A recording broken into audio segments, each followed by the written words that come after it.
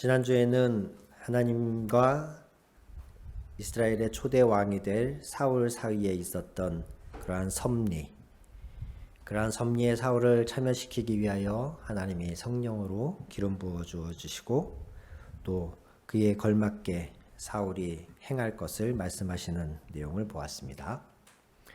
오늘은 하나님과 이스라엘 전체 백성 사이에 있었던 일들을 보고자 합니다. 8장에서부터 12장까지의 전체 내용이 여기에 해당하는데요. 이 사이의 내용을 요약해서 먼저 말씀드리면, 첫째는 이스라엘 백성이 하나님께 왕을 요구했다. 8장 5절에 보면 그렇게 기록되어 있어요. 사무엘을 향해서 말합니다. 당신은 늙고 당신의 아들들은 당신의 행위를 따르지 아니하니 모든 나라와 같이 우리에게 왕을 세워 우리를 다스리게 하소서. 사무엘의 아들들이 아버지 사무엘처럼 성실하게 신실하게 하나님의 뜻대로 잘 다스리지 못하니까 그런 데 불만을 품은 사람들이 사무엘에게 찾아와서 우리도 다른 나라와 같이 왕을 세워주십시오. 이게 첫 번째 이스라엘 백성들의 요구였습니다. 두 번째, 그런데 그 요구는 하나님의 마음에 들지 않았습니다. 하나님이 기뻐하지 않으셨어요. 세 번째, 그런데 하나님이 좋아하시지 않은, 마음에 들지 않은 이스라엘 백성들의 요구를 들어주십니다. 들어주셔요. 8장 21절과 22절에 이렇게 되어 있어요. 사무엘이 백성의 말을 다 듣고 여호와께 아뢰매 여호와께서 사무엘에게 이르시되 그들의 말을 들어 왕을 세우라 하시니. 이렇게 되어 있어요. 이 내용을 우리가 단순하게 보면 이스라엘 백성들이 하나님이 기뻐하시지도 않는, 하나님이 좋아하시지 않는 왕을 세워달라는 요구를 하였다. 참 끈질기게 합니다. 8장부터 12장 사이에 계속 반복해서 몇 번이 더 나와요. 그랬더니 하나님이 그들에게 왕을 세워주셨다. 이 내용을 그냥 액면 그대로만 보면 자칫 우리가 오해할 수도 있습니다. 아, 하나님은 하나님 뜻에 맞지 않아도 우리가 그냥 열심히 쫄라대면, 우리가 무조건 하나님께 우겨대면 하나님이 들어주시나 보네? 아, 그래서 누가복음 18장에서 그 과부를 예로 드시면서 재판장을 귀찮게 찾아가서 계속 끊임없이 하소연했더니 그 재판장이 과부의 소원을 들어줬던 그 비유를 예수님도 하셨었지 이러면서 하나님이 꼭 하나님 뜻에 합당하지 않아도 우리가 열심히 아뢰면 쫄라대면 들어주신다. 이렇게 결론을 내리시면 안 됩니다. 안 됩니다. 근데 성경을 대충 보면 그냥 그 액면만 놓고 보면 이게 맞긴 맞단 말이죠. 이스라엘이 하나님 뜻에 맞지 않는 왕을 요구했는데 하나님이 그걸 들어주셨잖아요. 그래서 성경은 섣불리 판단을 내리시면 안 되고 성경이 전체적으로 하나님의 일관되게 흐르시는 하나님의 그런 원리들과 함께 어떤 한두 구절이 하나님의 그 전체적인 역사하심과 맞지 않을 때에는 그것의 진정한 뜻이 무엇인가를 좀 고민하며 읽어야 됩니다. 무조건 쫄라대면 하나님이 들어주신다 이렇게 결론을 내려버리면 당장 다른 말씀들과 충돌이 일어나요.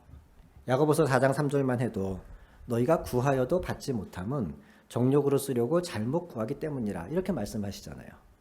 우리가 우리의 욕심대로 잘못 구한 것은 하나님이 들어주시지 않는다라고 다른 구절에서 말씀하는데 이 본문을 가지고서 이스라엘 백성들이 무조건 우겼더니 하나님이 왕을 주셨다 이렇게 결론 내리면 두 말씀들이 충돌하죠. 사도 바울만 해도 자신의 몸에서 병이 떠나가도록 하나님께 그렇게 간절히 구했지만 하나님이 노 하시잖아요.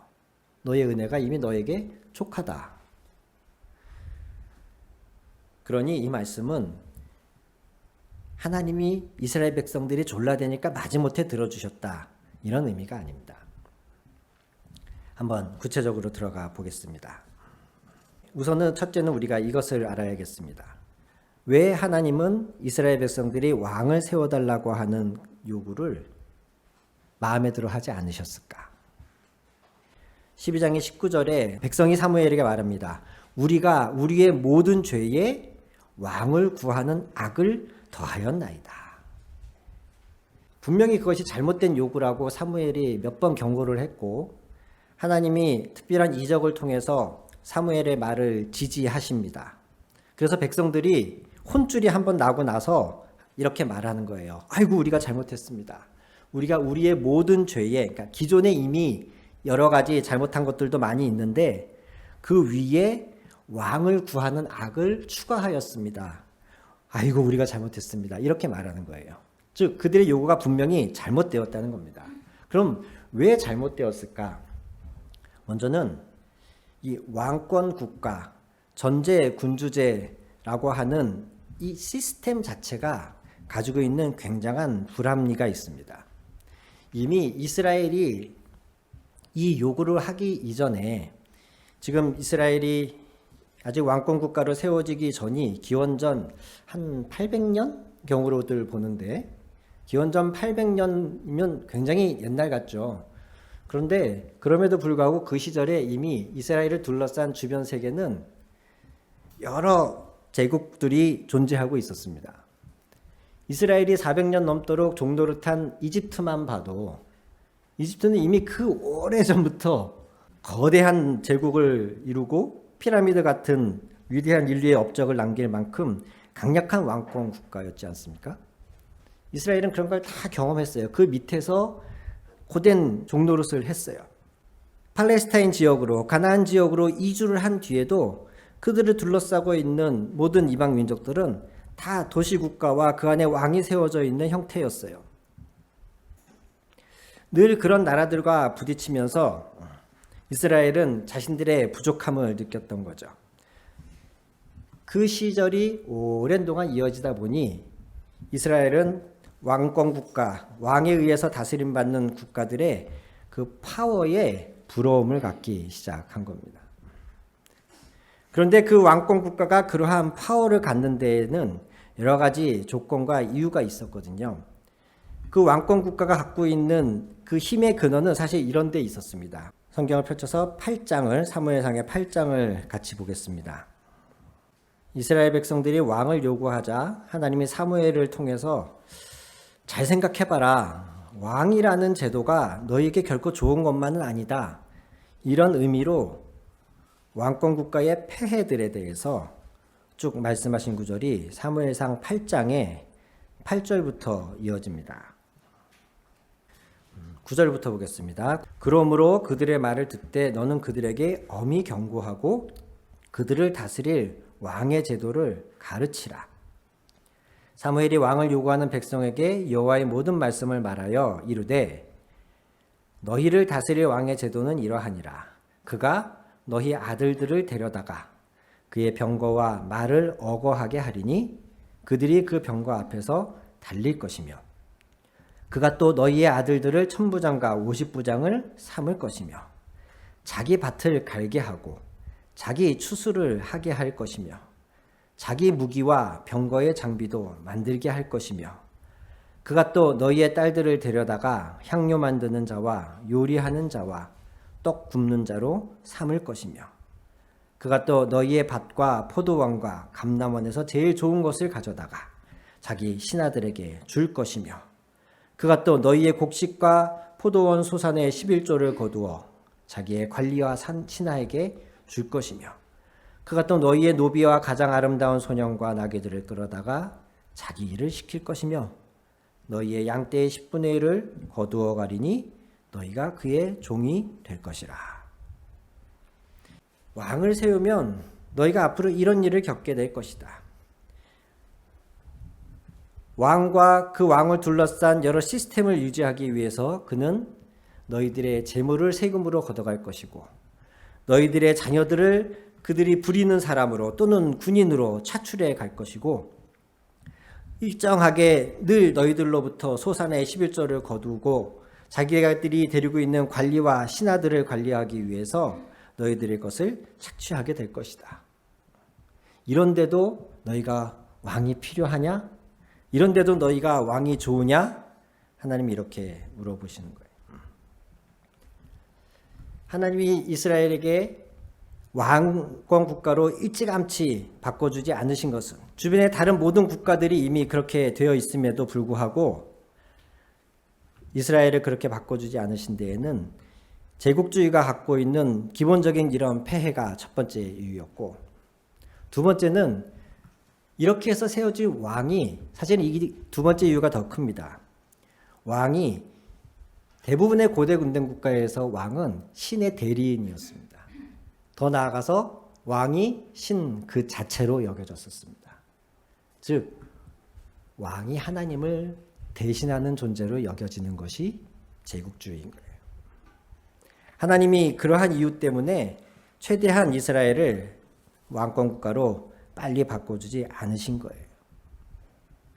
하지만 하나님이 언제까지 이스라엘을 그렇게 둘 생각은 아니셨거든요.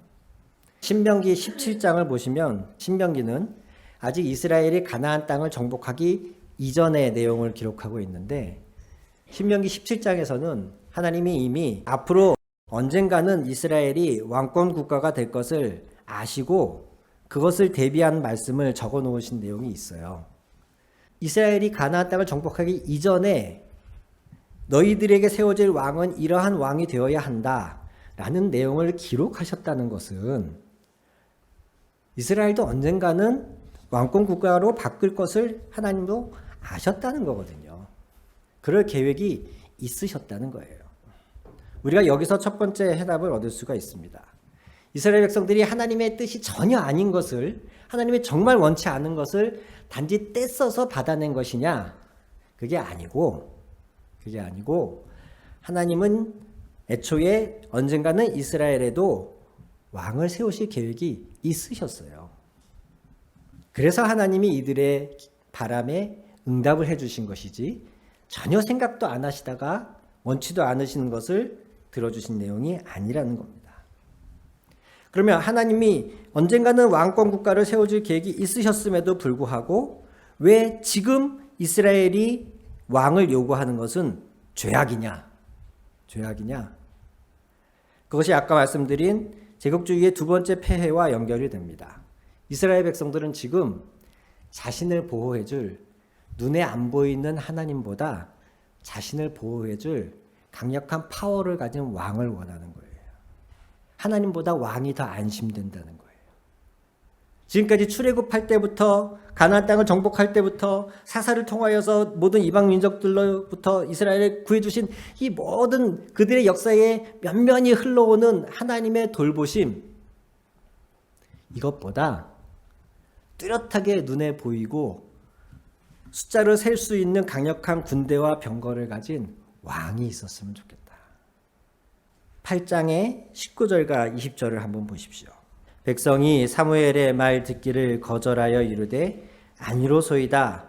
우리도 우리 왕이 있어야 하리니 우리도 다른 나라들 같이 되어 우리의 왕이 우리를 다스리며 우리 앞에 나가서 우리의 싸움을 싸워야 할 것이니이다 하는지라. 아멘. 오늘 읽은 12장을 펼쳐서 12장의 12절을 한번 보십시오. 너희가 암몬 자손의 왕 나하스가 너희를 치러 옴을 보고 너희의 하나님 여호와께서는 너희의 왕이 되심에도 불구하고 너희가 내게 이르기를 아니라 우리를 다스릴 왕이 있어야 하겠다 하였도다. 아멘. 이제 이해가 좀 되십니까? 애초에 하나님은 언젠가는 이스라엘의 왕을 세우실 계획이었는데, 그런데 지금 이스라엘이 하나님께 왕을 달라고 요구하는 것은 하나님이 원하지 않으셨습니다. 그것은 이들이 왕을 구하는 의도가 명명백백하게 하나님 대신에 자기를 보호할 어떤 존재를 구하는 것이었기 때문에 그래요. 하나님 믿었지 않고 더 강력한 파워를 원했기 때문에 그러한 하나님을 대체하는 존재로서의 왕, 애초에 그것은 하나님의 계획이 아니었기 때문에 하나님은 이들의 왕을 구하는 요구를 죄악이라고 말씀하시는 겁니다. 그래서 하나님은 이들에게 분명하게 저희는 사무엘상 12장 19절부터 읽었지만 그 이전에 18절까지의 내용을 보면 이들이 분명하게 잘못하고 있다는 것을 하나님이 깨닫게 하여 주시고 표적과 기사들을 통해서 깨닫게 하시고, 그러나 그럼에도 불구하고 좀 이르기는 하지만 하나님이 원하시는 때에 원하는 방법은 아니지만 어차피 하나님의 계획 안에 있으셨었기 때문에 이들의 요구를 들어주기로 결정하신 겁니다. 그래서 그들에게 왕을 주십니다. 그리고 하나님이 이것을 덧붙이십니다. 20절부터 본문의 20절부터 22절까지를 한번 읽어보겠습니다. 사무엘이 백성에게 이르되 두려워하지 말라. 너희가 과연 이 모든 악을 행하였으나 여호와를 따르는 데에서 돌아서지 말고 오직 너희의 마음을 다하여 여호와를 섬기라. 돌아서서 유익하게도 못하며 구원하지도 못하는 헛된 것을 따르지 말라. 그들은 헛되니라. 여호와께서는 너희를 자기 백성으로 삼으신 것을 기뻐하셨으므로 여호와께서는 그의 크신 이름을 위해서라도 자기 백성을 버리지 아니하실 것이요. 하나님이 이들의 버릇없는 요구에 때에 맞지 않는 자기 자신들의 이기적인 안전을 추구하는 욕망으로 구하는 이 왕에 대한 요구를 들어주시는 것은, 첫째는 하나님의 어차피 장기적인 계획 안에 그것이 있기 때문이었고, 두 번째는 방금 읽으신 말씀에서 22절 말씀처럼 여전히 그럼에도 불구하고 이들은 하나님이 기뻐하시는 백성이었기 때문에 그렇습니다. 저는 처음에 이 구절 앞에서 조금 망연자실해졌었어요. 8장부터 쭉 이어지는 백성들의 무리한 요구와 그럼에도 불구하고 하나님이 그들의 기도를 들어주시는 이 내용을 쭉 읽은 뒤에 이쯤 왔으면 저는 하나님이 굉장히 속상하실 것 같았거든요. 하나님이 굉장히 화가 나셨을 것 같았어요. 도대체 말귀들을 못 알아먹는, 말을 듣지 않는 이스라엘을 보시면서. 그런데 22절에 뭐라고 되어 있냐면 여호와께서는 너희를 자기 백성으로 삼으신 것을 기뻐하셨으므로 여호와께서 너희를 버리지 않을 것이다. 이렇게 말씀하시잖아요. 이렇게 속삭이는데, 이렇게 말도 안 듣는데, 어차피 다 알아서 하나님이 때 되면 주실 건데 이렇게 말 안 듣는 백성들을 보시면서도 그들을 자기 백성 삼으신 걸 기뻐하셨다. 여전히 기뻐하셨다. 이 말씀에 잠깐 제가 말씀을 보다가 이건 도대체 뭐지? 어떻게 하나님은 이러실 수가 있지? 라는 생각을 하면서 잠깐 한참을 이 말씀의 앞에 머물러 있었던 기억이 납니다. 오늘의 이 말씀을 우리의 삶에 어떻게 적용할까 생각해 보다가 저 자신의 경험이 좀 떠올랐어요. 저도 거의 평생에 저는 재물과는 인연이 없이 살아온 사람이거든요. 저희 부모님 때부터. 이게 장단점이 있는데요. 하나님은 그걸 통해 저를 이렇게 목회자가 된 이후에 그 과거의 경험을 유익하도록 하신 것 중에 하나는 워낙 이 재물과 상관없이 살아오다 보니까 지금도 그렇게 별 재물과 상관이 없이 목회하는 데 재물에 별로 연연하지 않고 제가 사역을 할 수가 있어요. 그런데 한때는 그런 경우들이 있었어요. 워낙에 없다 보니까 뭔가 필요하고 어려움이 있을 때에 간절히 하나님께 기도하게 되지 않겠습니까? 그러면 또 감사하고 놀랍게도 하나님의 때에 맞게 그 필요를 채워주셔요. 하늘향교회가 20여 년 동안 여기에 이 모습을 있을 수 있는 것도 하나님의 그러한 돌보심과 섭리 때문입니다. 그런데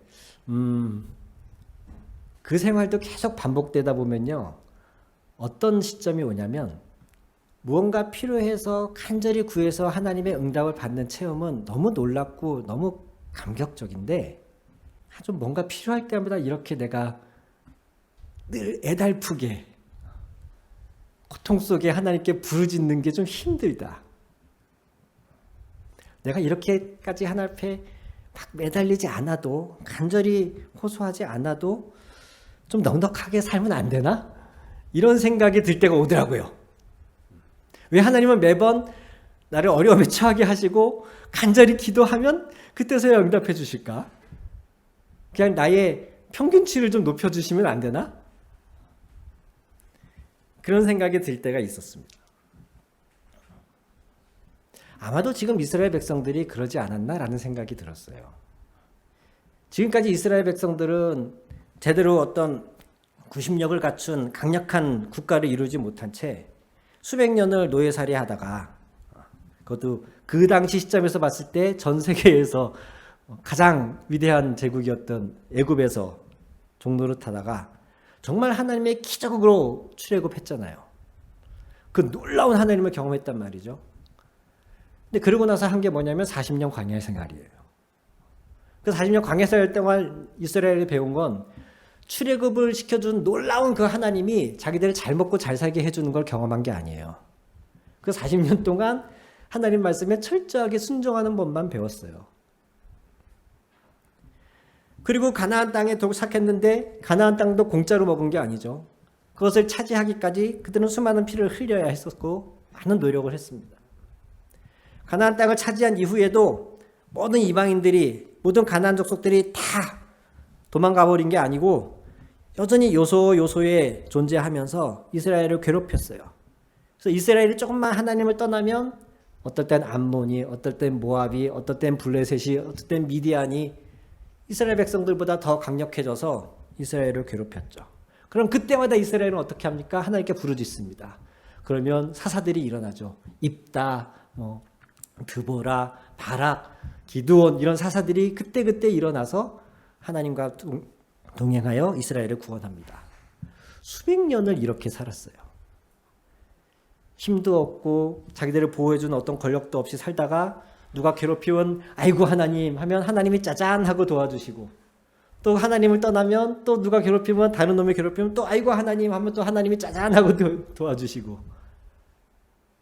이쯤 되면 이스라엘도 우리도 맨날 힘들게 한 대 맞고 하나님한테 호소해서 하나님의 도움을 받는 이런 다람쥐 쳇바퀴 좀 그만 돌고 우리가 강력한 국가를 이뤄서 우리에게도 앞서 싸워줄 수 있는 왕이 있어서 그 왕이 건드리는 상비군이, 병거와 마병과 전투병이 우리도 늘 있어서 좀 하루라도 마음 편하게 살아보자 라는 마음이 생겼으리라 고 저는 추측이 되어져요.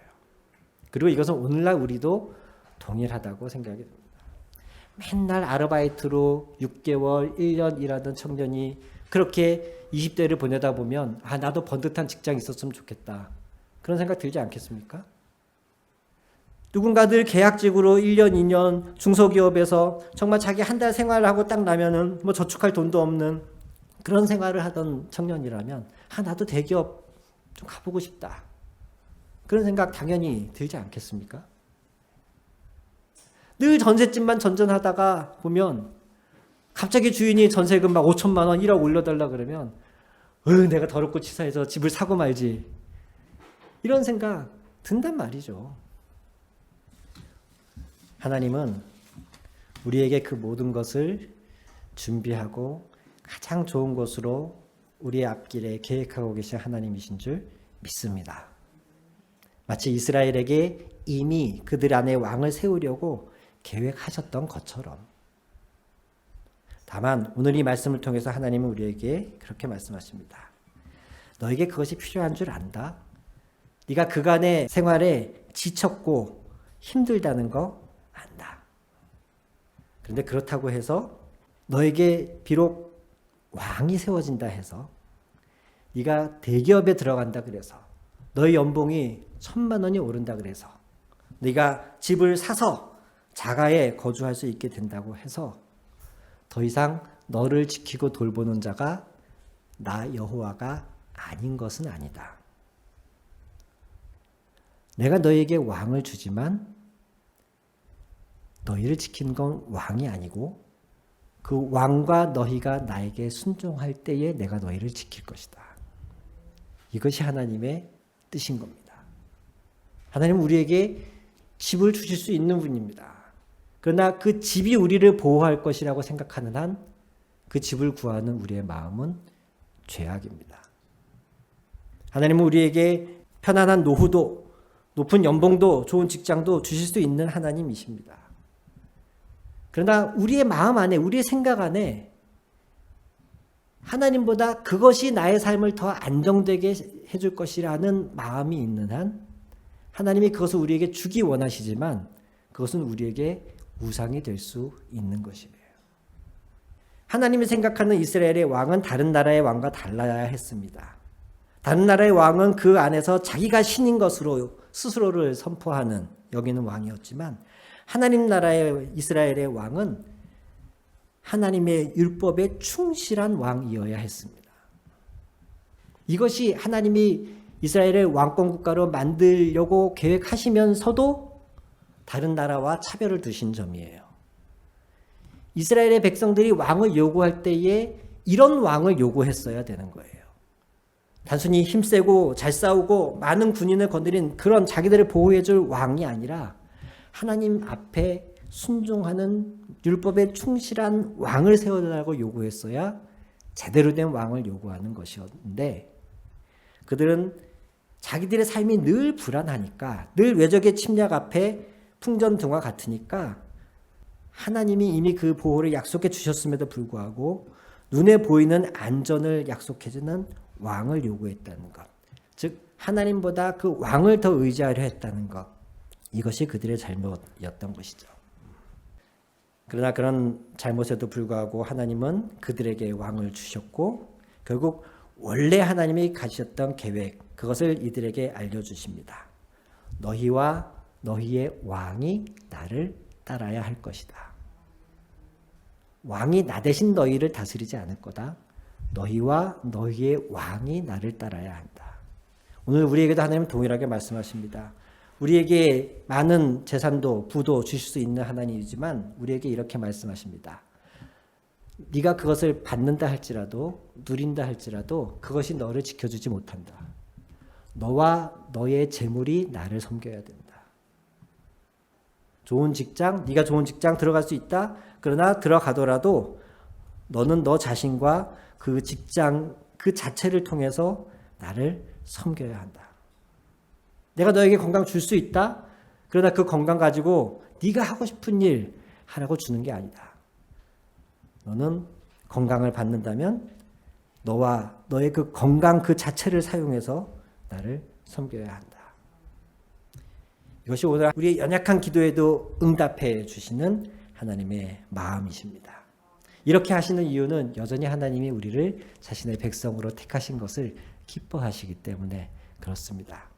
사랑하는 형제자매 여러분, 우리의 기도는 이처럼 이스라엘처럼 때로는 부족하고 어린아이같이 유치할 수 있습니다. 우리의 이기적인 마음이 더 큰 기도가 될 수도 있습니다. 그러나 우리를 위해서 가장 좋으신 것을 예비하신 하나님은 때로는 우리의 이런 유치한 기도에도 응답해 주십니다. 그러나 그때 잊지 마십시오.